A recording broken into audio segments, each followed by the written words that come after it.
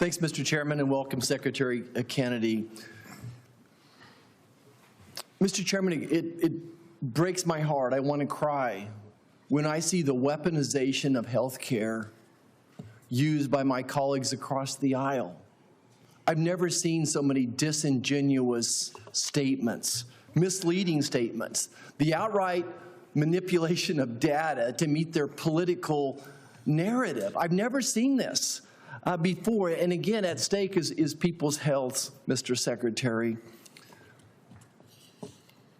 Measles. 2/3 of the people that had measles last year were over the age of 5.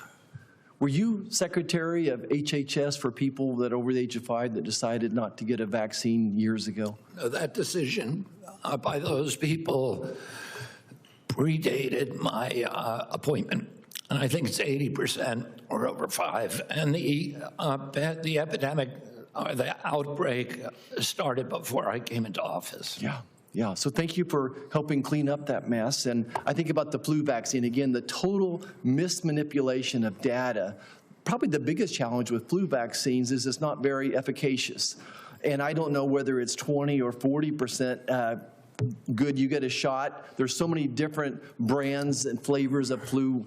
Are you working on trying to make a more efficacious flu vaccination? Yes, we are. We're trying to make a universal flu vaccine that can protect against all strains of flu.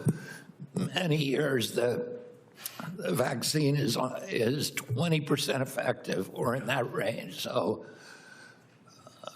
we need something that actually works and that doesn't have to be given every year. Yeah, and I'm so glad, though, today that my colleagues across the aisle recognize the failure of Obamacare. Pointed out both sides here, hundreds of hospitals closing, but there's no policies that this Congress has passed that are implemented yet. Our Medicaid policies, which will increase spending by 50% over the next 5 years or so, have not even taken effect till 2027 for the most part. So I think it's an admission that the ACA didn't work, that Medicaid expansion didn't work. Why do we have failing hospitals now? Well, number one is overregulation, especially in smaller hospitals. The ACA led to so much overregulation, which leads to consolidation of industry. The next issue is the depopulation of rural America. We built hospitals with 50, 100 beds, and now the average census in these rural critical access hospitals is 1.6 patients per night. So it's just really hard to make a business plan that works like that.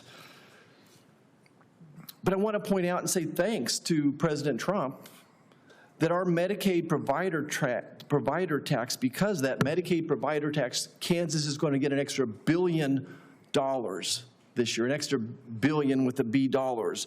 Rural Health Transformation Fund, $222 million. Doc pay is increased by 2.5% as well. So I think that you have done some great things. I would assume that you've done as much financially for rural hospitals as any president in American history, any HHS has done. I would agree with that. I think the Rural Health Transformation Fund is an inflection of money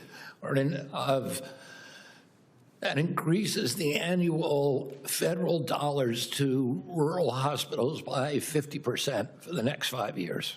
Yeah, I mean, significant funding out of that $1 billion I was talking about from the Medicaid provider tax, increased new dollars to Kansas, of course, will be going to the critical access hospitals, making them eligible for it as well. And I want to talk about the rural emergency hospital model for a second. This is something that we worked on really hard in Kansas, saying, what is the alternative? Here's 3 hospitals in the same county. 2 hospitals in the same county, 3 or 4 hospitals within a 20-mile radius. They're each seeing 1.6 inpatients per day. There's just no model that works. So what does work? What type of healthcare model works in rural America? What's really important to our rural American healthcare? Well, it's access to primary care, addressing our chronic diseases, but a darn good emergency room connected with telemedicine to a tertiary care center. That's what's important.